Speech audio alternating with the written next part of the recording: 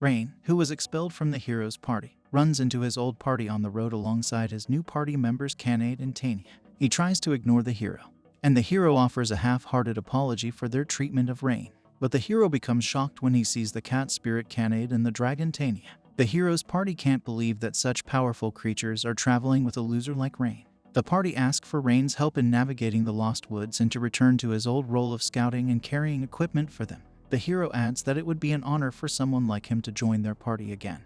But Rain strongly refuses them because of how badly they treated him. When Rain tries to leave, however, the party guilt-trip Rain by saying that their mission is critical for defeating the Demon Lord, as they need to find an important shield in the Lost Woods. Rain thinks about how his village was destroyed by monsters in the past, so he angrily decides to help them. The party is not thankful for his help and insults him. Kanade and Tanya interrupt them and demand that the party apologize correctly to Rain, and demand that they all beg on their knees for his help. The hero is insulted that they would suggest such a thing, and the rest of the party also refuse. He asks Rain to keep his pets in line, and Rain punches him for calling his friends pets. Shocked from the punch, the hero challenges Rain in a duel with his party against Rain's party. Agath duels against Kanade and finds her physical strength overwhelming.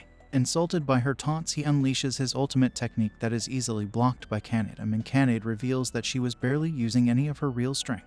Agath tries to brace himself against Kanade, but she easily knocks him out with a single hit. Meanwhile, Mina and Leanne duel against Tanya, and they open with some of their strongest magic, which Tanya snaps out of existence. She mocks them for casting weak spells, and no matter how many spells they cast, Tanya keeps snapping them away by canceling out their magic. The mage and priest increasingly use stronger and stronger spells to the same result, as Tanya easily stops their magic. Finally, Tanya casts some of her own fire magic and fills the sky with dozens of huge meteors. The hero's party beg for forgiveness, and Tanya cancels out her spell as the frightened casters pass out. Rain and Arios duel, and Arios starts monologuing, so Rain punches him. As they duel, Rain finds that Arios has some skill at the sword, but that the hero's physical prowess pales in comparison to Kanade and Tanya.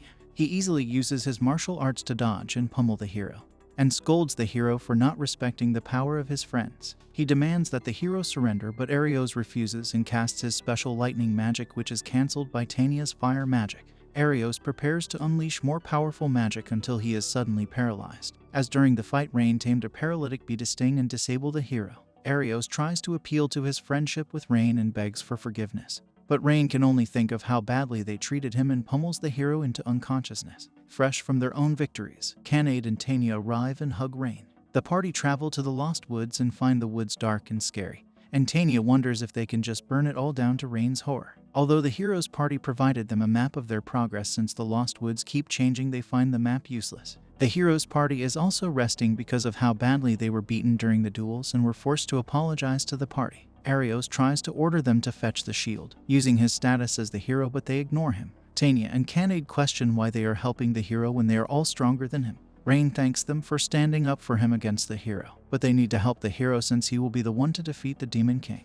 Rain possesses a bird again to scout the woods, and through its senses he detects a hidden path through the woods. They attempt to follow the path but find themselves going in circles as they pass a marker they had placed earlier. Tanya decides to use magic to detect illusion magic and is able to uncover a magical barrier hiding a large tree. Tanya states that the Lost Woods are not actually changing, but the spell is confusing their senses so that they walk in circles and avoid the barrier. Since the barrier is quite strong, Tanya would take a long time to remove it, so Kanade tries to punch her way through until a mysterious voice stops her. A fairy reveals herself, and Rain is amazed to see the first fairy in 200 years, after the past humans drove off all the fairies centuries ago. He attempts to introduce himself, but the fairy threatens them with powerful magic and orders them to leave. Frightened by her power, they retreat. Rain is suspicious of the incident, because a fairy would usually never reveal themselves, so the barrier must be protecting something very important. The shield artifact is supposed to be captured by monsters in the woods, and the party wonders if the fairies are allying with the monsters. But Rain wonders if they can negotiate with the fairy and approach the matter peacefully. Rain returns to the fairy and she threatens to attack him, but Rain uses his beast tamer training in reading body language in tense situations and survives her warning attack. The fairy is confused as she knows the humans to be evil beings who attacked the fairies. She attempts to kill Rain, but his party saves him, and both Tanya and Kanade express Rain's good intentions to the fairy. Since a cat spirit and dragon are supporting him, the fairy reluctantly agrees to talk peacefully. She introduces herself as Sora, and reveals that the barrier protects a fairy village, and that the fairies possess the Shield of Truth. When they reveal they need the shield to help the hero defeat the Demon King, she decides to give it to them. As though she hates humans, she hates monsters even more. Sora reveals that before the fairies and humans went to war, they had an agreement to entrust the shield of truth to the humans.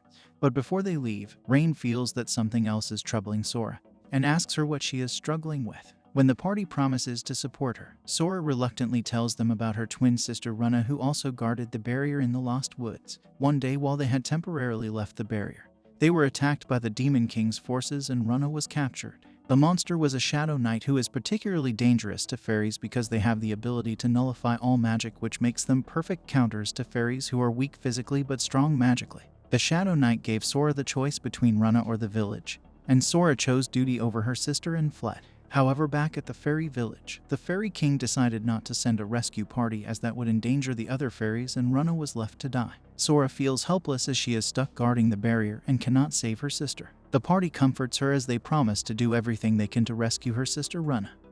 And this is all for this video. Make sure to subscribe if you enjoyed it and I will see you in the next one.